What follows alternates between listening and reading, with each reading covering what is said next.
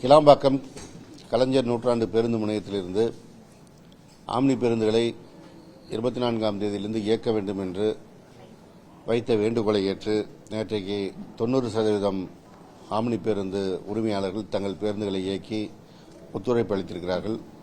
அவர்களுக்கு எங்களது நன்றியை தெரிவித்துக் கொள்கிறோம்.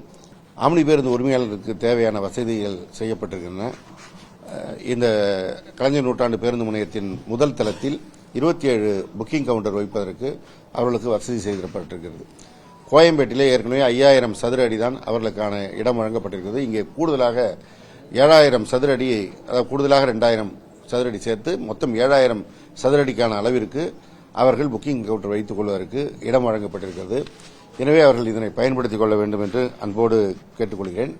அதேபோல பயணிகளுக்கும் கோயம்பேட்டை விட கிளாம்பாக்கம் கலைஞர் நூற்றாண்டு பேருந்து முனையத்தில் பல்வேறு கூடுதல் வசதிகள் இருக்கிறது. எனவே பயணிகள் இங்கிருந்து பயணிப்பது என்பது அவர்களுக்கும் வசதியாக இருக்கும்.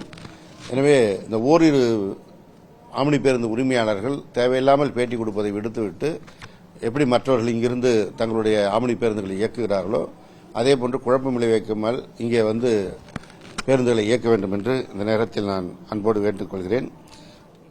30ஆம் தேதிக்கு பிறகு அரசு போக்குவரத்து கழகத்தின் அத்தனை பேருந்துகளும் பெரும்பான்மையாக கோயம்பேட்டிலிருந்து இயங்காமல் கிளாம்பாக்கம் கலைஞர் நூற்றாண்டு பேருந்து முனையத்திலிருந்து தான் இயங்கும். அதேபோல ஏற்கனவே பொங்கலுக்கு முன்பாகவே அரசு விரைவு போக்குவரத்து கழகத்தின் பேருந்துகள் இங்கிருந்து இயங்க துவங்கிவிட்டன.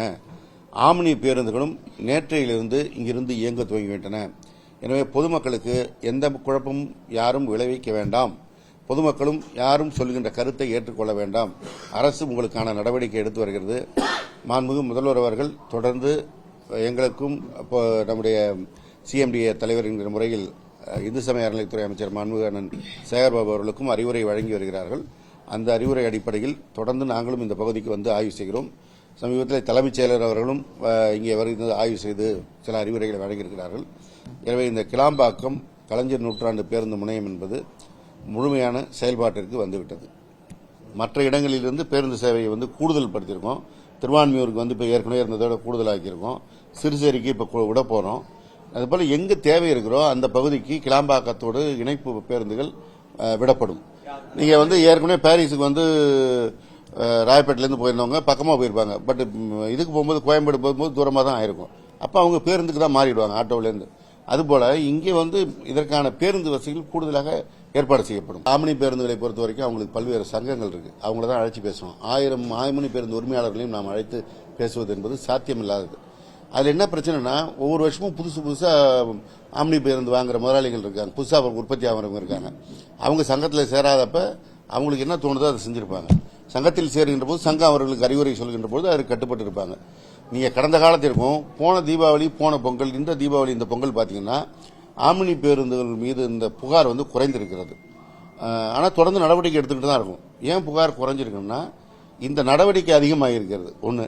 இன்னொன்று, அரசு போக்குவரத்து கழகத்தில் முன்பதிவு செய்து பயணிக்கிறவர்கள் எண்ணிக்கை அதிகரித்திருக்கிறது. எஸ்சிடிசியில் போன பொங்கலுக்கு 1,10,000 பேர் தான் முன்பதிவு செய்திருந்தாங்க. இந்த வருஷம் கிட்டத்தட்ட 2,20,000 பேர் 30,000 பேருக்கு மேலே முன்பதிவு செய்து பயணம் செய்கிறார்கள். எனவே மக்களும் எந்த பக்கம் கட்டணம் குறைவாக இருக்குது, சேவை நல்லா இருக்குன்னு பார்த்து அரசினுடைய போக்குவரத்து கழகத்திற்கும் வந்து கொண்டிருக்கிறார்கள். எனவே இது வந்து ஒரு தொடர் நடவடிக்கை தான். செய்திகளை உடனுக்குடனும் துல்லியமாகவும் தெரிந்து கொள்ள சப்ஸ்கிரைப் பண்ணுங்க.